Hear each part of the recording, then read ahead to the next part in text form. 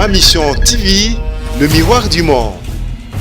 Et là, on a dénoncé que ezali komona que to komi caméra na biso ezala qui déjà ouverte, mais ba eko interdire biso ko filmer.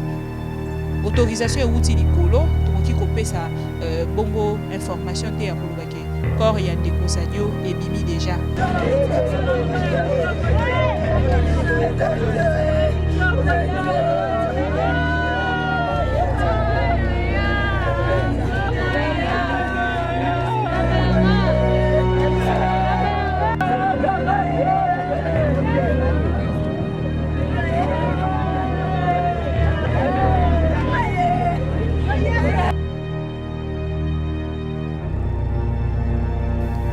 Au corps et bima information na ezala ki ya kuku bazo pesa penza information nango te na bandeko ba chauffeur mosusu babengi biso balobi tokokuta na bango lobi mokolo lobi nde ekozala mokolo kokunda mais bazali ko réclamer nini ba réclamer balobi bakimisi corps ya ndeko na bango, c'est-à-dire que place mamemi corps ekende kolela mana kati ya camp. Ma mission TV, le miroir du monde. En direct de Ma Mission TV, merci à vous tous pour cette grande fidélité à cette chaîne préférée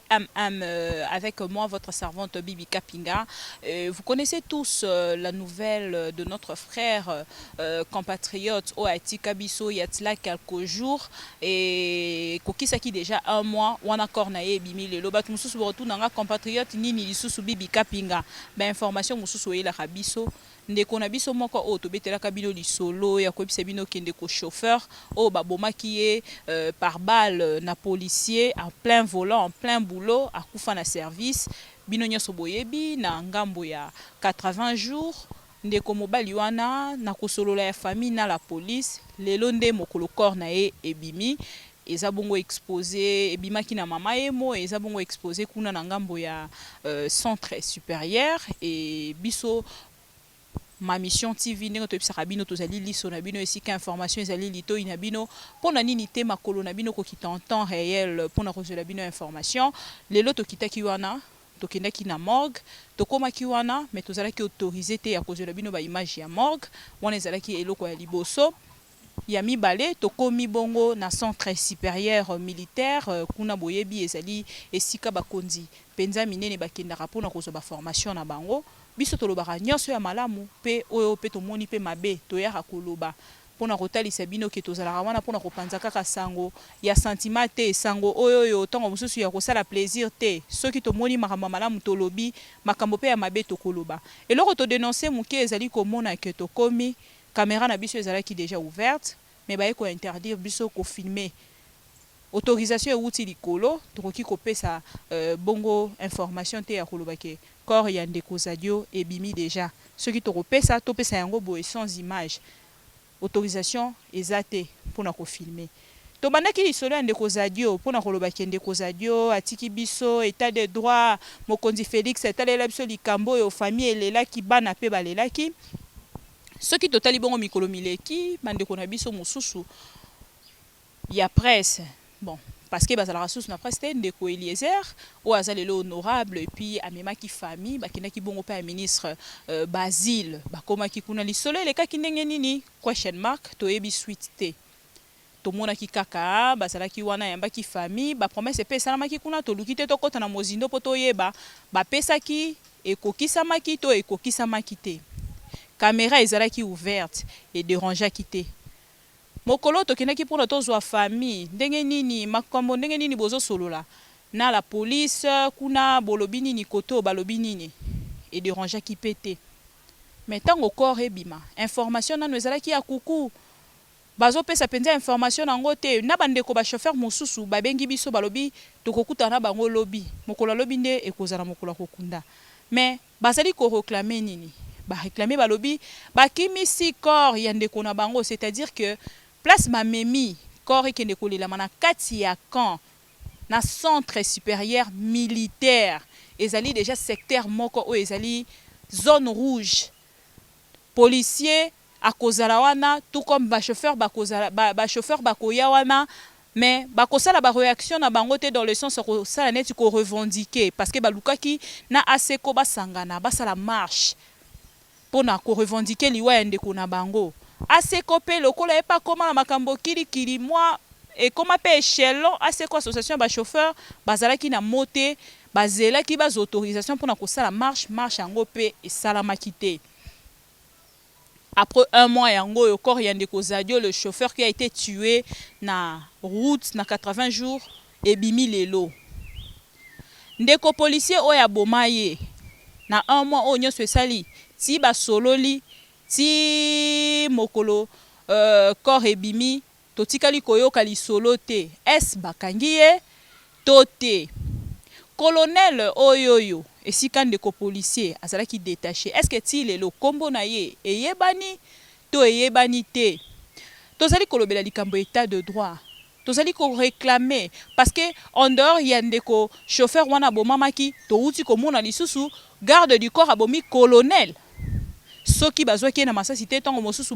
bameka kopénalize ye na makolo mbele ndeko mobali wana mpe azwaki fuite mpe lelo mpe tolingaki tozwa information na ete malgré abomi colonel ezosala pasi likambo ya boye parce que koyeba ke information ya ndeko Zadio wana bozomona na illustration ezali baimage oyo tofongolaki déjà caméra mpona kozwa me na morgue tozalaki na autorisation te o appel euti likolo bakonzi babengi balobi presse afongola caméra te esali biso pasi parce que biso to accompagnaki bandeko na pasi nyonso bazalaki nango chaque pas tozalaki wana ekomi na niveau nini awa siko tokepa ba ministre tomeka koyeba ekosalika ndenge nini ekole balobi nini ndeko policier bakangi ye to te on était là mais au jour d'aujourd'hui caméra ekoki kofungwama te biso presse tosalaka kaka mosala na biso ndenge toprometa bino ma mission TV tokozala liso na bino esika information ezali litoi na bino mpona nini te makolo na bino. Général Kasongo azali moko ya bakonzi ya la police ceux qui peut-être ozalaki na possibilité ya kozwa ye encore kokota contact direct na ye tolingaki tobenga tout de suite awa ensemble na bino po tozwa information toyeba est-ce que mon général me respecte. Est-ce que appelle outi na ngambo na bino kuna ke caméra efongwama te mabongisi moko ezali na sima po biso ma mission TV tolobaka vérité esika pe lokuto ezali tokendaka totomboli lokuta na tolboyi yango tobimisi vérité nde musala tosalaka mpona bino. Alors on vous laisse quelques minutes ndenge bozomona ba illustration ba image wana ndeko mobali toyebi te ndenge ni la police esololi na ngambo ya famille parce que dernièrement tolandaki na ba chaîne ya Congo awa ba chaîne ya minene pe mboka na biso famille ezalaki na liloba mosusu la police pe ezalaki na liloba mosusu ti corps ebima ba sololi nini tokoyeba ngo na mikolo mikoya tokoluka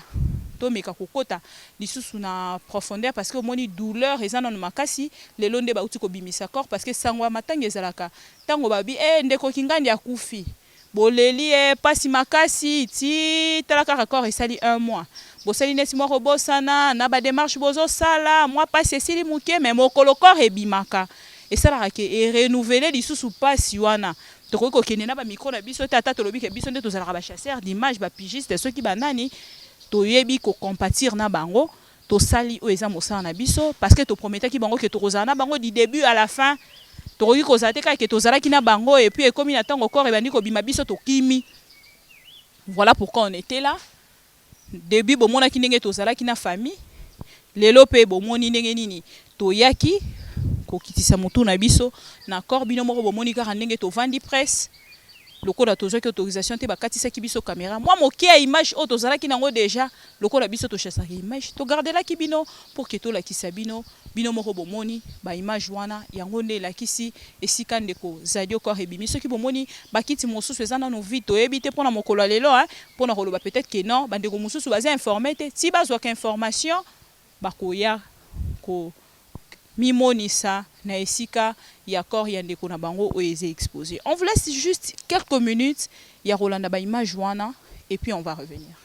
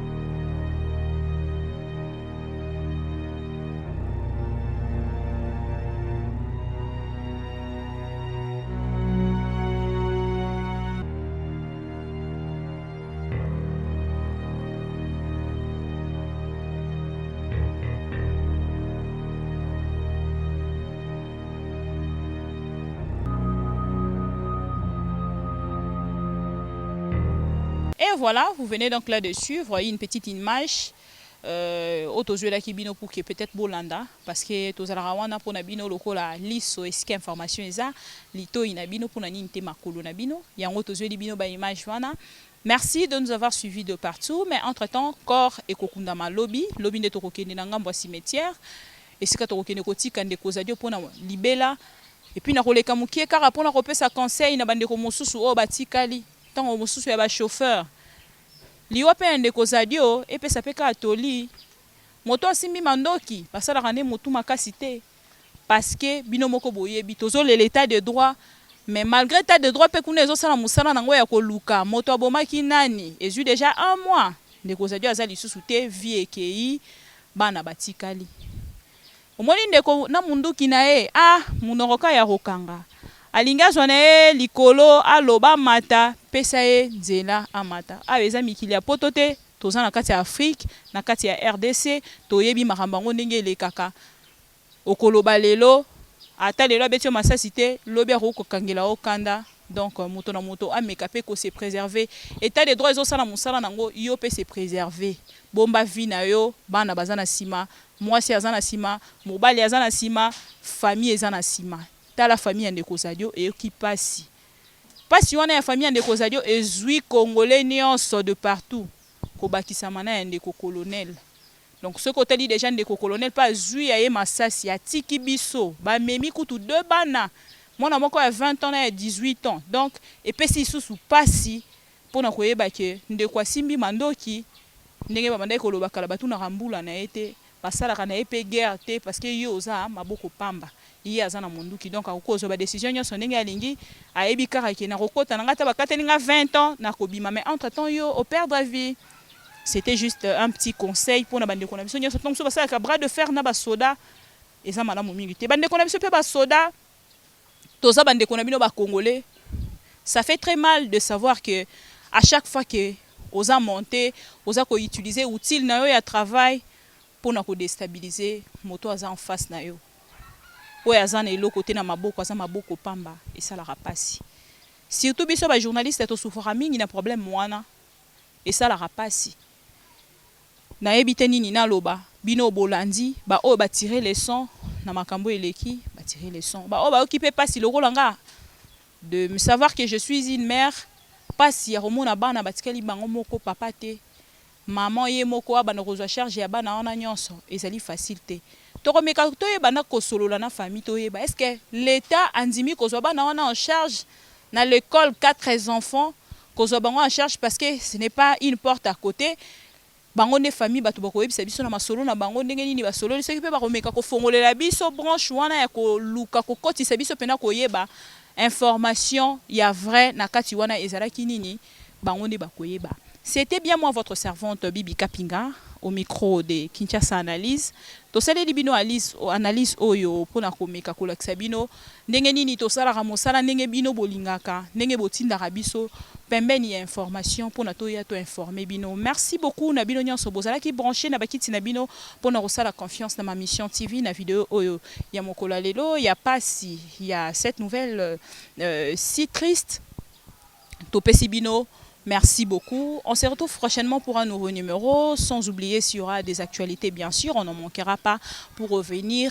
vous informer. Ma mission TV liso nabino esika information ezali lito inabino pour nani nte makolo nabino en temps réel ko kite esika information ezali ndeto kitaki lelo to pesi bino information ceux qui bo sepeli na ba image bo pesi merci à Steve Konde l'un des soldats de ma mission TV pourquoi pas Richard Kapuku na montage et puis na assistance il y a Steve. À la prochaine. Bye.